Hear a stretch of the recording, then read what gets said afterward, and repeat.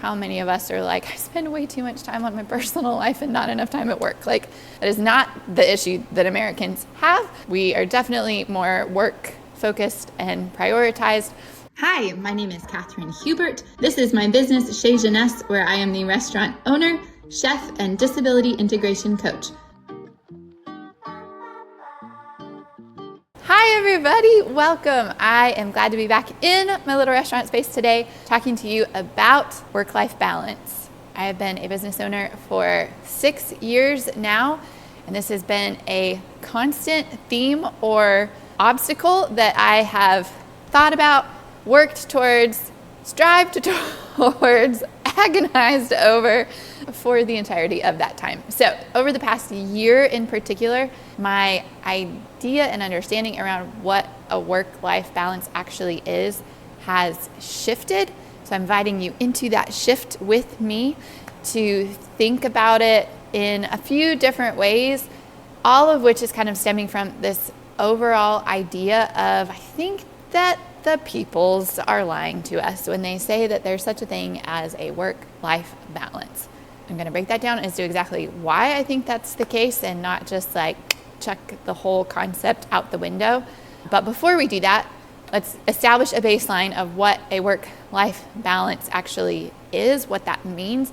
Naturally, it's going to show up differently for different people, but just establish a definition. So, according to the handy AI on the internet, work-life balance is the ability to prioritize and manage both work and personal responsibilities in a way that makes you feel fulfilled and content. It's about finding a healthy balance between the two areas of your life so that you don't feel overwhelmed or burnt out. So, we're going off of that as our basic definition. Honestly, that's a little bit different than the definition I think I have in my mind. A lot of times when I think of work-life balance, I'm thinking about an equal distribution of time and energy and effort, that we're trying to balance those two things, not exponentially spend more time and effort in one area than the other. And when I talk about one area, I mean work, right? Because how many of us are like, I spend way too much time on my personal life and not enough time at work. Like, that is not the issue that Americans have. We are definitely more work focused and prioritized.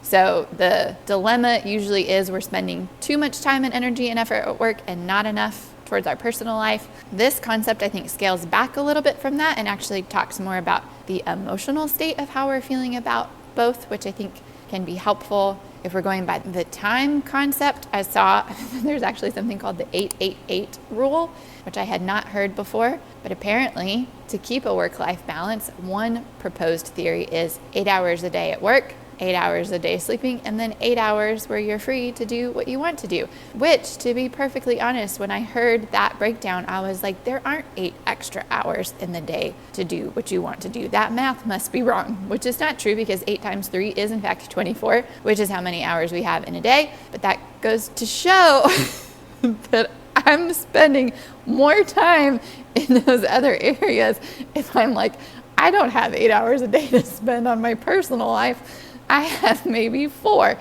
if we're doing well. So that was actually kind of helpful to hear just because it put it into perspective for me.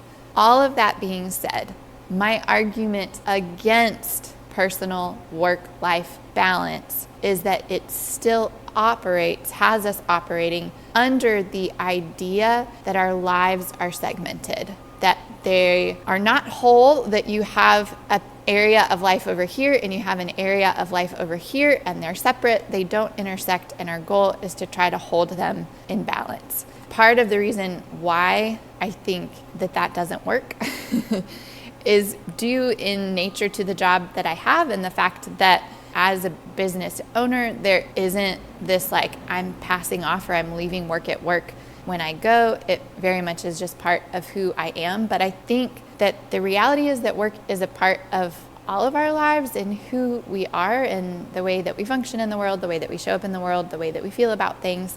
There is a direct correlation between the work that we do and then the personal life that we have on a number of different levels. And so to try to constantly keep them separate and keep them from intersecting leads to a life that is compartmentalized, that's separate, and that isn't integrated. And a lot of the work that I have personally been trying to do in my life through work, through my free time, through therapy, through the relationships that I form and make and maintain, is to integrate all aspects of myself, all ages of myself, to really embrace the whole and to recognize that I'm all of these things and parts of me. All of the areas of my life are part of me. All of the different years of experiences that I have and that I've lived through, all the different ages and years that I've lived through, like all of that is still held and encompassed in the body and the brain and the heart that I have. And so that informs and impacts my life. And what does it look like to actually hold all of those things together instead of constantly trying to pull them apart? It takes work to separate them all out, but it actually also takes a lot of work to integrate them together. The idea of integration is obviously something that I'm fascinated by, that's important to me. It's part of my work, having an integrated work team, where for us particularly, that looks like 50% of my team is disabled and 50% of my team is non-disabled, coaching and working with other businesses who are wanting to make their teams more integrated, and then again, that internal work of actually integrating myself and all parts of me and creating space for that. Chez teammates, your keyword this week is rainbow. That being said, how does that relate to work-life balance? I think the question of, am I balanced? Am I living in balance right now? Maybe isn't the best question. And instead, asking ourselves, am I integrated? And a follow-up from that maybe is, am I living out the values that I have? Because that's where I see a lot of times the things that we say we value oftentimes are showing up in, like, we're prioritizing the things that we value in our personal life and letting go of them in our work lives. And then we're trying to balance that because there's this tension in ourselves that, like, it doesn't feel right. It's not resonating. I think a lot of that may be more to the fact that it's not necessarily how much time are we spending at work, how much time am I spending in my personal life, but am I living into my values in both of those places? And if I'm only living into my values in one area, then it makes sense that we would feel really off kilter and we would feel discontent, unfulfilled, dissatisfied, frustrated. You're trying to constantly be more over here in this circle, in this pile, because that's where you feel realigned with your values. And you want to be with this less. However, there's something that keeps tying us back to the work, and that could be a variety of different things. But I know for me, like, I recently just did a reassessment. This was inspired by one of my friends. Shout out to Kristen. A reassessment on things that I'm desiring and wanting in my life, and then the values that I'm seeing and witnessing as a result of examining those desires. Get you a friend like Kristen. That's all I have to say. And in doing that, on the front end, I named what I thought my values were, and then I did the work of looking at my desires and naming my values out of that, and realized the values that I thought that I had are not actually the values that I hold close to my heart. These values over here were coping mechanisms and strategies for helping me deal with the fact that I'm not actually getting what I want or what I need. So an example of that is that I, on the front end, said one of my values is independence and autonomy.